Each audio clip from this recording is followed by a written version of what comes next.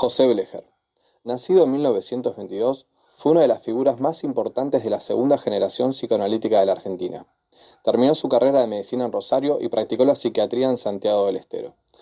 Se fundamentó en las lecturas de George Politzer, teorizó sobre las personalidades ambiguas y enfatizó que no se puede estudiar la conducta sin tener presente el contexto real y total.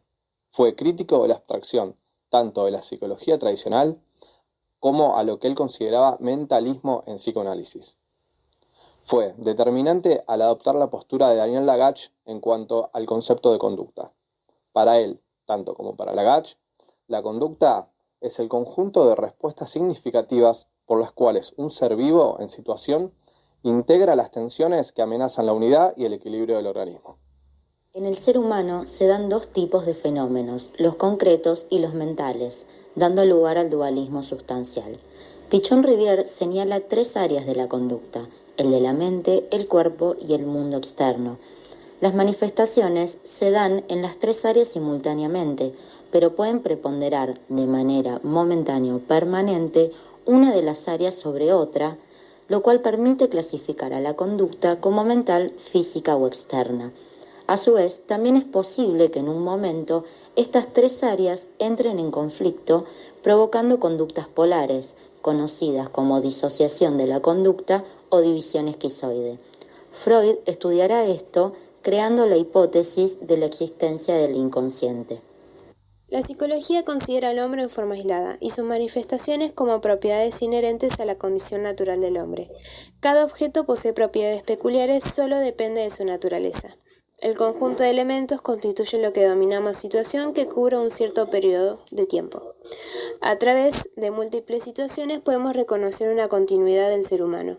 Se define un campo al conjunto de elementos coexistentes e interactuantes en un momento dado.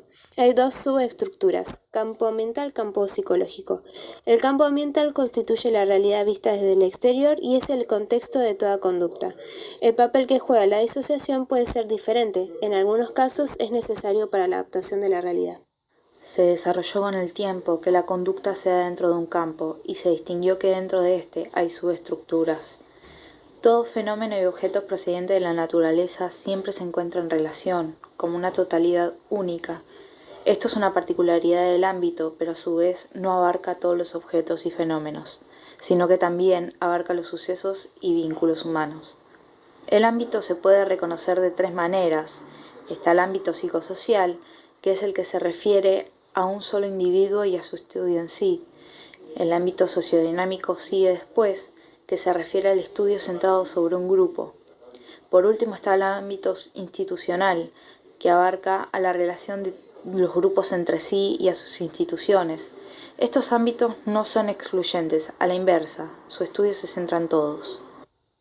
Niveles de integración de la conducta. Por integración, Blecher entiende un desarrollo en el cual hay un progresivo y creciente perfeccionamiento y complejización en la organización, estructura y función, que éstas, a su vez, se cumplen por etapas, planos y niveles. La conducta es siempre un fenómeno psicológico, tanto como social, biológico y físico-químico.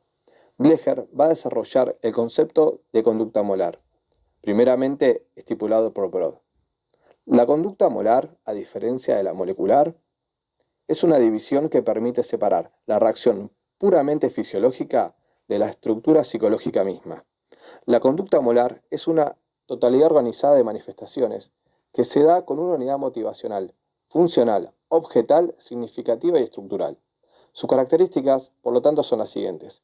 Tener una motivación, es decir, que tiene causas, que está determinada, una unidad funcional, la de poseer función, finalidad o objetivo, poseer objeto o fin, que es siempre un vínculo, una relación interpersonal. Poseer una unidad significativa, tener un sentido, que se implica comprensivamente como acontecer humano en la personalidad total. Y por último, tener una estructura, implicar una pauta específica de relación. La conducta funcional es como una respuesta al estímulo configurado en su totalidad.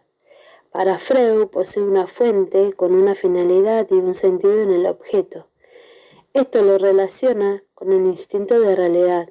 A través del organismo debe hallar un equilibrio. Son dinámicos y no estáticos. Sin ellos hay una modificación que produce una tensión. hasta lograr el equilibrio. Se organiza y se genera la homeostasis, regulando los fenómenos que coexisten en el ser humano. Uno de los problemas del ser humano puede ser la ansiedad, que produce una tensión donde puede romper con el equilibrio, y esto hace que haya modificaciones en el estado o en el ánimo o en el cuerpo, generando tristeza y volviendo a comprender que necesita una restitución automática en el equilibrio a través de la experiencia.